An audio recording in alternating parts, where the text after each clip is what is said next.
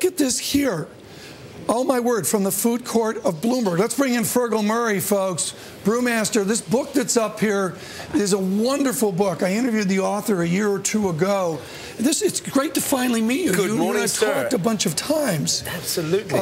New York is looking absolutely wonderful today. It is wonderful, and it's a great moment for everybody in town.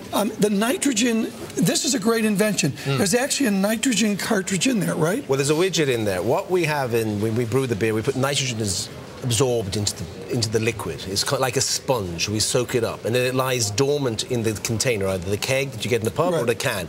And what you have to do is apply an energy to bring it alive in the glass. So what we have here is a widget which has nitrogen inside the beer, inside the widget, inside the beer, inside the can.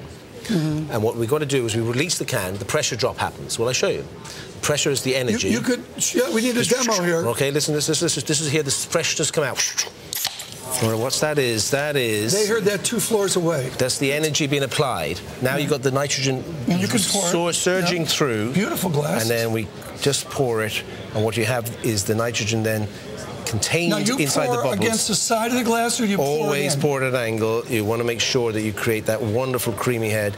Guinness is drunk with your eyes first, Tom.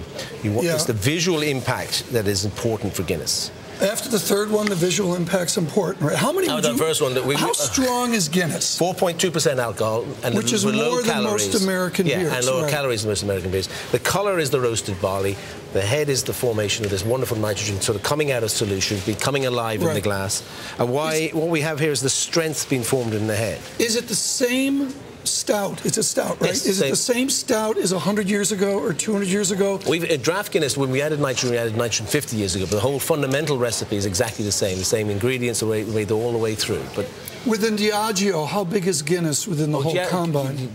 Guinness is extraordinarily important for Diageo going forward, and at the moment, and the beer category is going brilliantly for us, and Guinness is an essential part of the whole Diageo portfolio. And here in North America, this is a fantastic time of year to have a bold pint like this. Do you go to China, just as the bull market that we talk about each and every day? We have brand Guinness across the world, and I've been in Shanghai. Great, it's a developing market for us.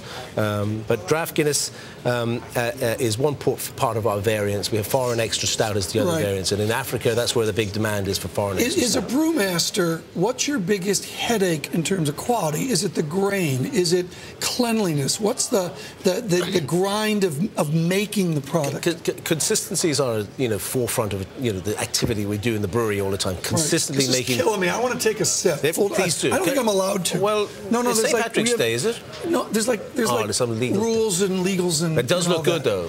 Well, but the cameras go up. Well, Matthew will take it from me, actually. He's working over here. But no, brewing is, we have the fine art. We got it right, and we make sure the consistent quality is there. We have 200 tests for every pint of Guinness. How do you do that? Well, tell me about a test on this. Well, the test will be the alcohol test, the colour, the EBU for bitterness, the pH, the present gravity.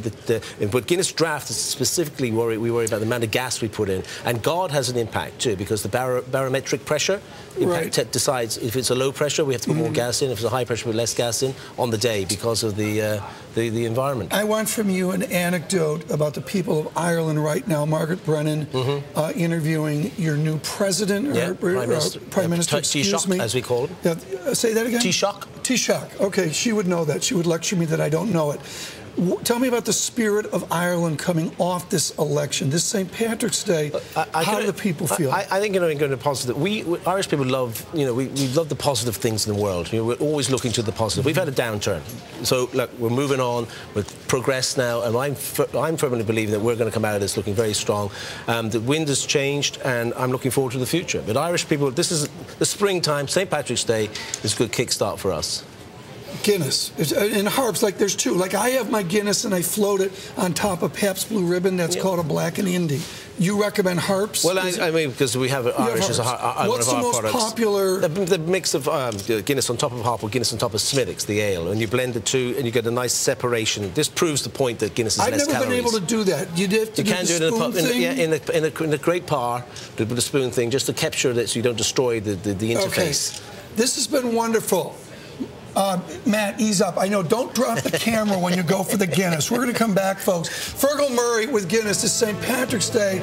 Amid all of the difficulties out there, this is just a great moment. This is a perfect day to have you. Absolutely, thank here. you. Thank you very much. Wonderful. It's great to be here. Easy, guys, easy. Back off. Pour another. It's good to be a rush here, isn't it? Yeah. Pour a second. We might have to keep Tim one. Fox will want one. Lovely that. Let's get this. Oh, you hear that? Freshness.